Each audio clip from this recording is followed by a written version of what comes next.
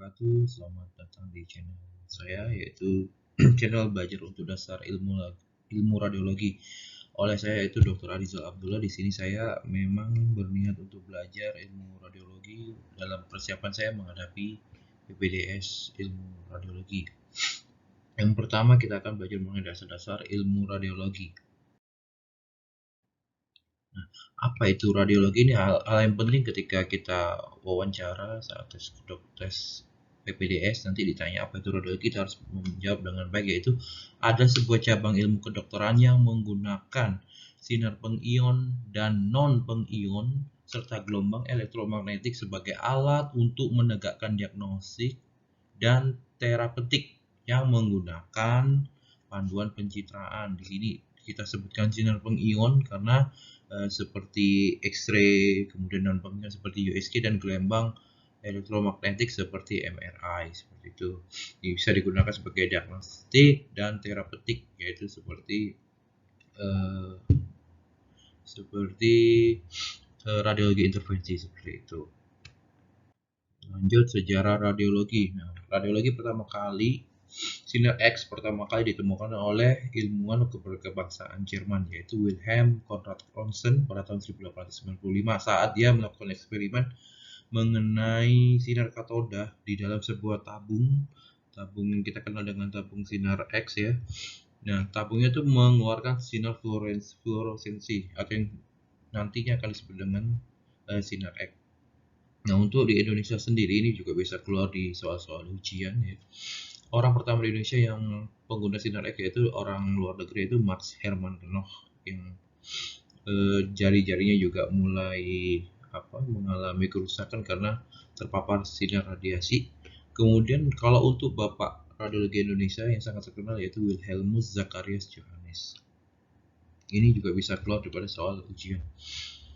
Nah, kemudian tabung sinar X yang ditemukan oleh Wilhelm Conrad Rontgen tadi, prinsipnya yaitu ini adalah tabung dengan ruang hampa, di mana katoda ini akan dialiri dengan arus listrik yang begitu tinggi, tegangan tinggi, sehingga mengeluarkan elektron akan tertarik ke arah anoda, nanti berbenturan atom-atom itu sehingga menghasilkan 99% energi panas dan 1%-nya menghasilkan sinar X seperti itu.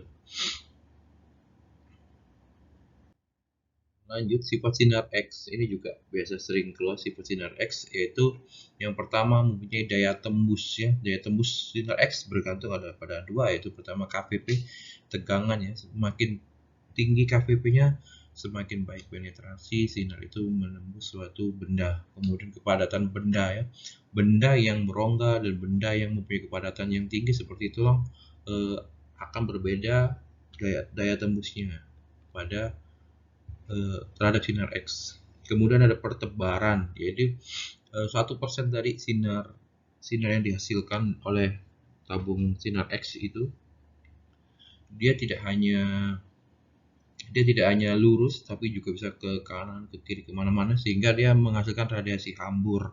Oleh sebab itu, untuk mengurangi efek radiasi hambur ini, maka di bawah pasien diberikan grid ya untuk mengurangi radiasi hambur ya. Ini grid ini juga sering keluar pada soal-soal ujian. Kemudian penyerapan bergantung pada kepadatan benda atau bahan atom tersebut.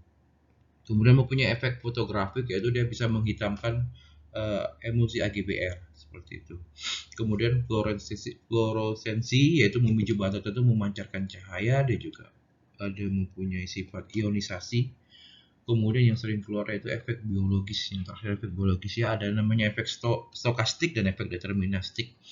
Gampangnya efek stokastik itu efek yang akumulatif, efek akumulatif dari sinar X, yaitu, dan biasanya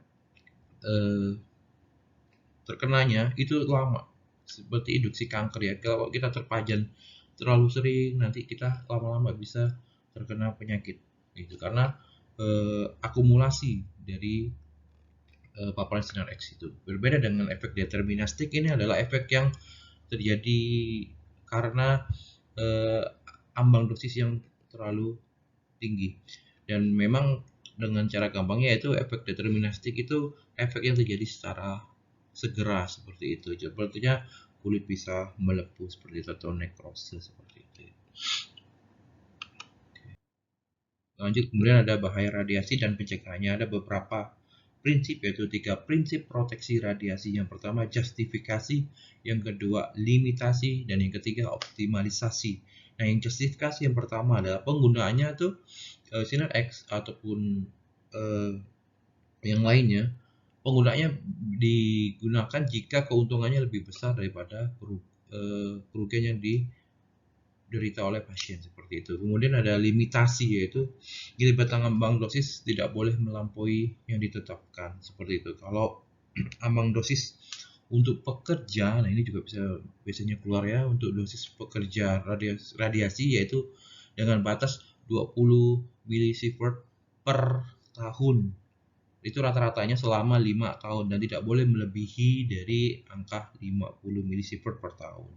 Gitu. Kalau untuk orang umum itu 1 milisievert per tahun. Kemudian ada optimalisasi. Kita menggunakan prinsip serendah mungkin, yaitu ALARA ya, as low as reasonably achievable. Jadi dalam pemilihan radiologi pemisahan penunjang, kita memperhatikan ALARA. Jadi kita mana yang mempunyai efek yang sangat rendah. Contoh pada ibu hamil kita gunakan USG seperti itu. Itu adalah yang dimaksud dengan prinsip ALARA seperti itu.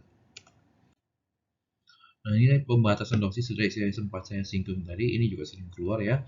Pembatasan dosis untuk pekerja adalah 20 milisievert yang rata-ratanya dalam 5 tahun itu ya, tidak boleh melebihi 50 milisievert dalam setahun. Kalau untuk dosis masyarakat umum yaitu 1 milisievert per tahun ya. Nah, ini juga sering keluar nih organ yang beresiko organ yang beresiko terhadap sinar X ya.